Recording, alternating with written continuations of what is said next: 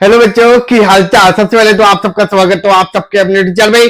तो आज के वीडियो में मैं आपको पासिंग क्राइटेरिया बताऊंगा for year class 10 board exam.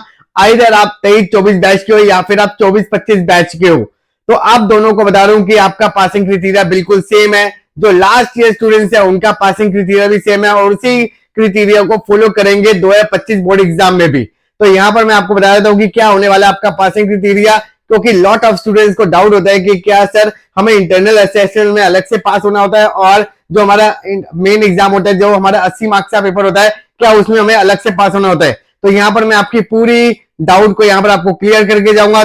But यहाँ पर मैं सबसे पहले आपको डाउट क्लियर कर देता हूं कि यहाँ पर आपके कितने सब्जेक्ट हैं, क्योंकि यहाँ पर अगर आप देखोगे तो 5 सब्जेक्ट तो आपके मेन कंपल्सरी है।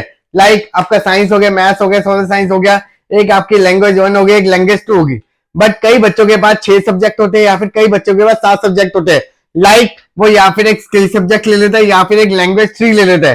तो मतलब अगर आपके पास 5 सब्जेक्ट है या फिर अगर आपके पास एडिशनल सब्जेक्ट है तो उसमें आपको कैसे पास किया जाएगा तो वो भी बताऊंगा, और साथ के साथ मिनिमम कितने नंबर लेकर आने हैं जब आप पास हो जाओगे। तो यहाँ पर आपको पूरा एक आर्टिकल बता देता हूँ, जैसे कि आपका ये करंट आर्टिकल है, इसमें आपका लिखा गया है कि आपको ओवरऑल 33% मार्क्स लेकर आने हैं। मतलब कि इंटरनल और आपके जो थ्योरी एग्जाम होगा उन दोनों को मिलाकर आपका 33% बनना चाहिए। जैसे यहाँ पर आपको मैं पूरा क्लियर करता हूं। सपोज आपका इंटरनल असेसमेंट आपका कितने मार्क्स है, 20 नंबर का, तो उसमें आपके पासिंग मार्क्स कितने हैं, 6 नंबर, मतलब मिनिमम 6 नंबर लेकर आने हैं। और अगर आपका कोई एग्जाम है जो 30 मार्क्स है तो उसमें आपके पासिंग मार्क्स कितने हैं, 9 नंबर। अगर आपका टोटल मार्क्स अगर 50 नंबर का है तो 16 नंबर आपका पासिंग क्राइटेरिया है। और अगर आपके 80 मार्क्स का पेपर है तो उसमें आपके 26 आने चाहिए।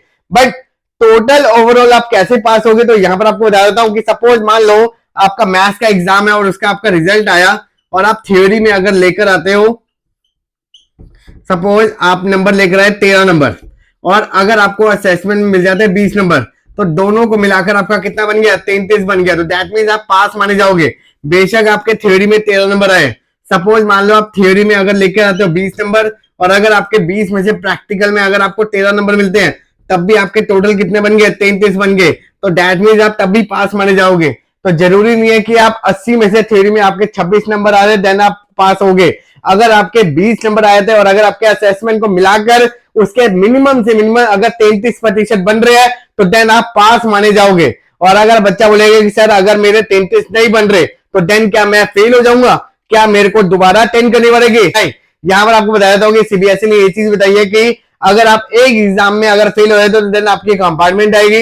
अगर आपके 2 एग्जाम में भी अगर आप फेल हो रहे तो देन आपकी कंपार्टमेंट आएगी। पर अगर आप मोर देन 2 सब्जेक्ट अगर आपके फेल हो जाते हो देन आपको रिपीट करना पड़ेगा, तब आपका कंपार्टमेंट नहीं होगा।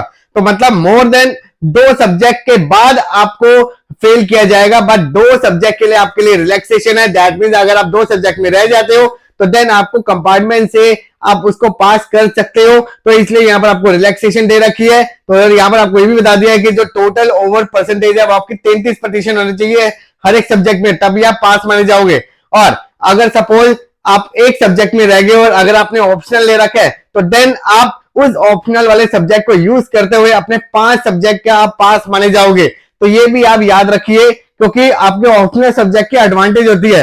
तो इसलिए मैं यहां पर आपको सजेस्ट करूंगा कि अगर आपने ऑप्शनल सब्जेक्ट नहीं ले रखा है तो प्लीज एक एडिशनल सब्जेक्ट भी ऑप्ट करके रखें फॉर बैकअप के लिए, बिकॉज कई बार नहीं पता होता कि आगे क्या होने वाला है। तो इसलिए एक बैकअप के लिए एडिशनल सब्जेक्ट रखें। बट अगर आपको श्योरिटी है कि यार मैं 5 सब्जेक्ट लेकर पास हो जाऊंगा तो देन आप 5 सब्जेक्ट पढ़ें और देन उसमें अच्छा स्कोर करें।